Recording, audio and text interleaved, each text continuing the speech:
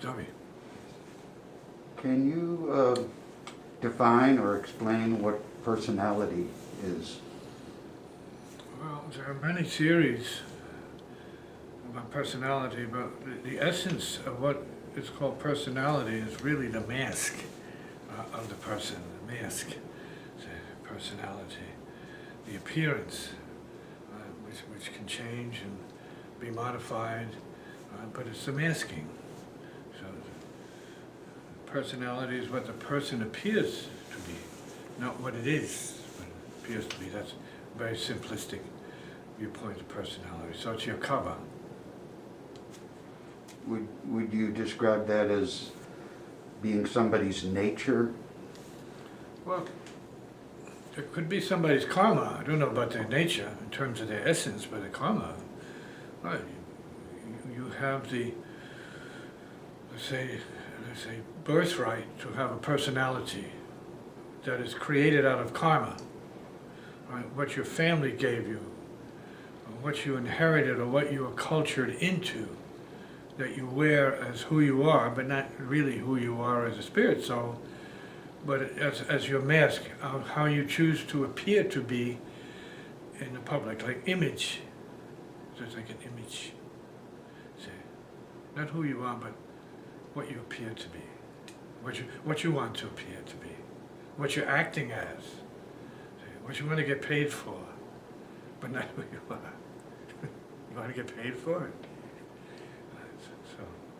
So that's, I'm saying the essence of it. This is not a theoretically correct view of it, but this is my sense of it.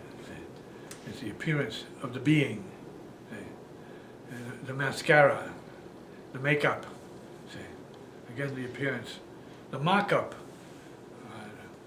who you want to be as a police person or a medical person. I am so-and-so. So that's it on that. Nothing else. Musician, I'm a musician, no musician, whatever. Comment. Is the personality something that is in resonance with the spirit? Well, the spirit is separate.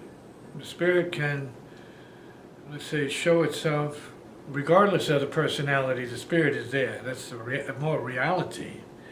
The life form is more the reality. The personality is not quite the reality, but the appearance, the apparent sort of being, the image, see, the images of the person.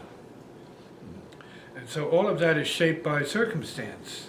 See, whatever the personality is subject to circumstance and change. See, so you can be a depressed personality, an inspired personality, all about circumstances. The things that happen to you, around you, about you, or others that you react to and respond to, it's all personality. It's karma, your basic karma. So your conditioning, from blood, it's blood karma, personality. Sometimes it's your potential, it's your blood karma. Is it part of one's spiritual practice to change or recreate one's Well, personality? you have to recognize the personality patterns and then adjust them according to what is best for you to do. And that's what spiritual practice is about, the almost endless modification of karmic patterns, personality or otherwise, that need to be cleaned up. See, where you have a sense of what mastery is, or what goodness is, what righteousness is, and you practice to become more in tune with what that is, because the personality then is modifiable, it's recreatable. See, and people go through changes depending on who they're around and what they're told and what happens to them. See, and so these are circumstantial sort of let's say karmas that modify the personality. And school does that. You go to school as a child, and eventually you're an adolescent, and then beyond that, your personality becomes more mature, more experienced, more educated, more full of itself, and you become a hardened, being, a hardened ego. You believe that's who you are and all you are, and so on and so forth, and you don't budge on that. The stiff See, the personality becomes this stiff ego. And that too is dissolvable, because egos are blown away. See, so all the things that can be blown away are what the personality is made up of. To put it simply, please, move on. In terms of ego, where does it come from? Well, it comes from the individual. It's not like magic, right? It's something that's shaped and formed relative to the personality. See? Which again is more about self-image, who you want to be, what you appear to be, and how you're affected high and low by other people and things said about you.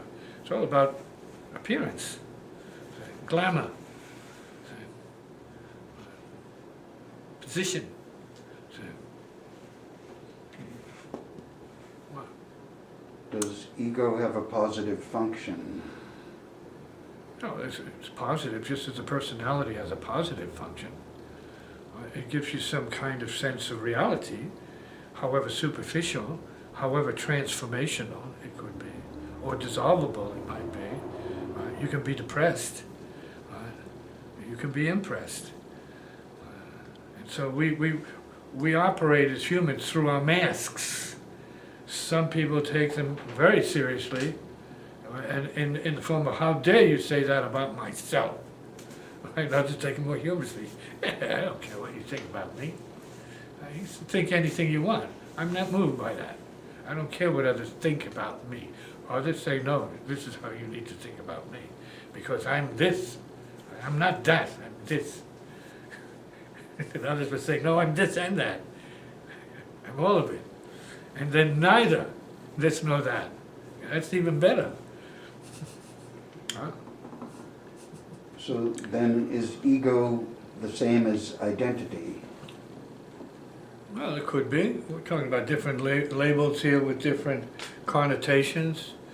Again, it's not who you are, but how you appear to be. So you can appear to be an identity. So this is my, for this play in the theater, I'm going to be acting as this particular character. That's my identity. What's the essence of it? Who you wish to be today. What you wish to be, either known as, applauded for, or tear down as a result of identity, ego, appearance, what you build yourself up to be. Not what you are, but what, pride. Oh, I'm this.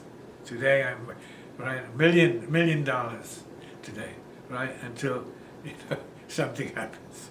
And then all of a sudden you're deflated and you're no longer that, you're something else. See, so those changes are part of what we're talking about, the conditional. Next. Is it possible to be truly egoless? We are originally egoless. So egolessness is the true nature of everyone. Everything else is made up to accommodate, situations and, let's say, maybe ideals. So you know when to be your best, so to speak. And let's say it's a medical practitioner. When you're at your best is when you're most selfless. But that's a state of mind, when you're not in the way of yourself. So when you're just functioning, or a musician who's just freely playing, without self-consciousness. Self-consciousness, ego, personality, types, etc., imagery, blah, blah, blah, and then selflessness is just your pure nature, where the thing is happening by itself. Nobody's needed. Doesn't need a prop. It's more natural, empty, not self-concerned, not depending upon being built up or torn down. Just calm, clear, selfless. Very simple, obvious even, fundamental. Next. Can, Oh, take a break.